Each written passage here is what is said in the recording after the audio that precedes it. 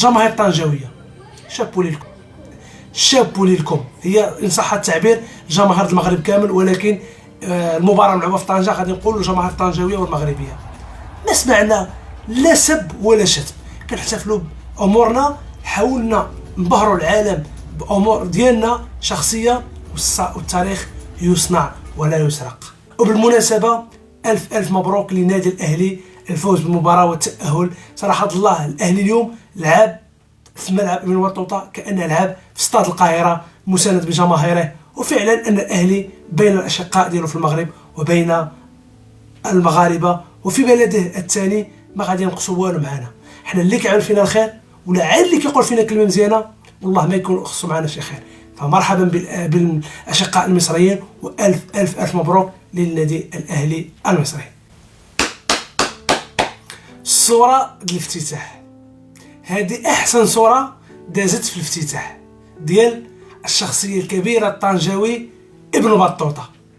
لهاد الاشياء كنقول لكم خصنا ننظموا هاد البطولات. والافتتاح اليوم تبدلت الفكره ديالو، ما بقاش الافتتاح هو تجيب لي مغني فلان فلاني ولا تجيب لي رقاصه فلان فلانيه، لا، الافتتاح هو تقدم الرساله، هو تبين شنو عندك، هو تعطي واحد الاشعاع لتاريخك ولبلادك ولثقافتك ولحضارتك. برافو برافو برافو. ما عجبني في الافتتاح والعنوان ديالو هو ما قل ودل، مده قصيره ولكن ابداع، كيجمع بين الاصاله والمعاصره. شفنا ثقافات كامله بداو بالثقافه الشماليه الجبليه ومشاو للامازيغ، يعني جميل جميل جدا. صراحه الله انا قنعني الافتتاح، ماشي حيت انا مغربي غنجي نزين، لا، اقسم بالله افتتاح عالمي.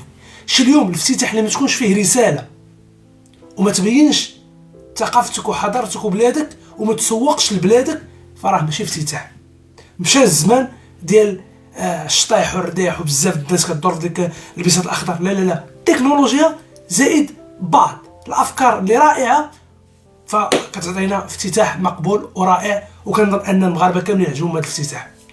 قولوا لي رايكم كيفاش جاكم هذا الافتتاح، واش قنعكم داكشي اللي قدموا لنا؟ وبالمناسبه فهو افتتاح مغربي 100%، ماشي شركه المانيه وماشي شركه بريطانيه وماشي شركه صينيه، فهادو مبدعين مغاربه ابدعوا واقنعوا، عطاونا ديك الصوره ديال طنجه والمغرب والانفتاح امام العالم، الانفتاح على العالم.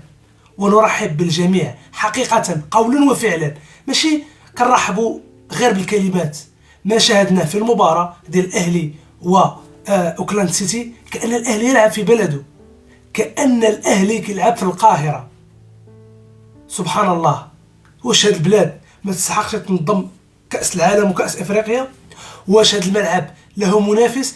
عيجي واحد يقول لي الملعب، واش هذا الملعب ماشي عالمي؟ اقسم بالله ملعب عالمي، هذا ملعب عالمي بأرضية جميلة، مدرجات، أضواء، يا سلام. هذا الشيء اللي بغينا، هذا هو الهدف من تنظيم هذه البطولات، نقدم صورة رائعة. جماهير طنجاوية شابو ليكم، شابو ليكم. هي إن صح التعبير جماهير المغرب كامل، ولكن المباراة ملعوبة في طنجة غادي نقولوا جماهير طنجاوية والمغربية. ما سمعنا لا سب ولا شتم، كنحتفلوا بأمورنا، حاولنا نبهروا العالم بأمور ديالنا شخصية، والتاريخ يصنع ولا يسرق. التاريخ يصنع ولا يسرق. ما سبينا حد، ما جبنا شي واحد يقطر على شي واحد، لا لا لا، افتتاح عادي، واحد الاغنيه ديال هلا هلا وعندها علاقه بالمونديال، واحتفلنا بالركراكي. ديروا النيه اللي اصبحت مقوله مأثوره في المغرب، ديروا النيه، ضرب الكره في بوطو ترجع. فكنظن ان المغرب بهر العالم، وغادي نشوفوا ردود الافعال. المصريين ردود الافعال ديالهم لا ما نتسناوهاش، لان واضحه وباينه. صراحه الله ملعب جميل، افتتاح رائع. المغرب ابان على انه قادر انه ينظم اكبر البطولات في العالم. كنهضر على الشق الامني، راه تما 60,000 متفرج ولا 70,000 متفرج، والشوارع خارج ملعب ممتلئه، كرنفال في مدينه طنجه، ولا مشكل. الامن، طريقه التنظيم، التذاكر، يمكن التذاكر كانوا غاليين، ولكن هذيك امور عاديه وقعت حتى في المونديال قطر 2022. صراحه الله المغرب مشى بعيد في هذه المسائل ديال التنظيم، فلا خوف على هذه البلاد. يعني اذا كان المغرب اليوم يريد تنظيم كاس افريقيا فكيقدم الملف ديالو وراسه مرفوع. صوره نزيد نهضركم على هذه، النقل اروع مما يكون. النقل اليوم المباراه منقوله يعني باحدى الطرق. هذه ماشي شركه اسبانيه، هذه الاذاعه الوطنيه. هذا الشيء علاش كنتقدوا الاذاعه الوطنيه، هذا الشيء علاش كنتقدوا الرياضيه. كنقول لكم نتوما راه قادرين تبدعوا، قادرين تخدموا، قادرين اننا نقدموا للعالم الطوب الجوده. خدموا معنا، بغينا نشوفوا هاد الصوره، بغينا نشوفوا هاد الكاليتي، ما بغينا نشوفوا ديك التصوير القديم. اليوم الاذاعات الرياضيه فراه خصها تساهم في التطور والنهضه ديال كره القدم في هذه البلاد. صراحه الله حفل عرس كروي عالمي، هذا راه ماشي كاس افريقيا، هذا ماشي حدث قاري، هذا حدث عالمي، واللي غادي تكون فيه ريال مدريد، وغادي تكون فيه الهلال السعودي والاهلي المصري والنادي الوداد الرياضي الكبير المغربي. كنتمنوا له كل التوفيق، وانه كنتمنوا انه يمشي بعيد، وانه يفوز على الهلال السعودي. ولما لا نلعبوا النهائي. حنا مغاربه اليوم طموح كبر، راه لعبنا نصف نهائي كاس العالم، اذا من حقنا نقولوا اننا نلعبوا النهائي ديال هذا الكاس. الوداد قادره بجمهورها وبالدعم ديال المغاربه كاملين، لان الوداد اليوم ما سميتهاش الوداد الرياضي، سميتها الوداد المغربي اللي غادي يساندوها من طنجه حتى للقويره. صراحه الله جميل ما شاهدناه، امسيه رائعه، افتتاح ما قل ودل، يعني فيه اصاله ومعاصره، فيه التاريخ. عرفنا بشخصيه ديال ابن بطوطه اللي غني عن التعريف ولكن كتكريم.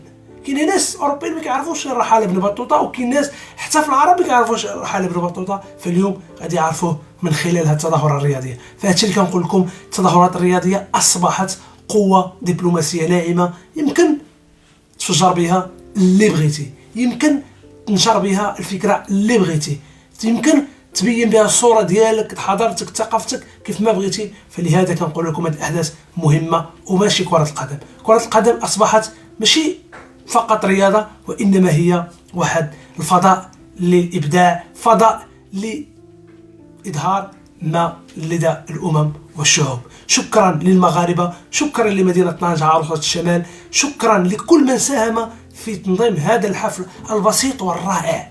الرسائل يا عباد الله، راه الرسائل ما بقيناش كنبغيو شي حاجه، خصنا المحتوى، خصنا شي حاجه تكون الفحوى ديالها عامر، ماشي الخوى الخاوي. اليوم محتوى، كتقدم واحد الرساله، قدم لنا رساله، عطي رساله للعالم ولو تكون بسيطه. اليوم مشى الزمان ديال الرقص والشطيح وتال. فبرافو كل من ساهم في هذا الحفل. شكرا لكل من حضر هذه المباراه وشجع بروح رياضيه وسند الاهلي. فصراحه الله شرفتمونا امام العالم وامام العرب كلهم. فرأيكم كيف جاكم الحفل ديال الافتتاح ديال المونديال في المغرب؟ واش شفتوا بحالي، شفتوا المحتوى اللي تقدم فيه، ولا كان خصكم شي حاجه اكثر؟ شاركونا برايكم وقولوا لنا يعني ما في جعبتكم. الله يعمل الشر الخير وديما مغرب.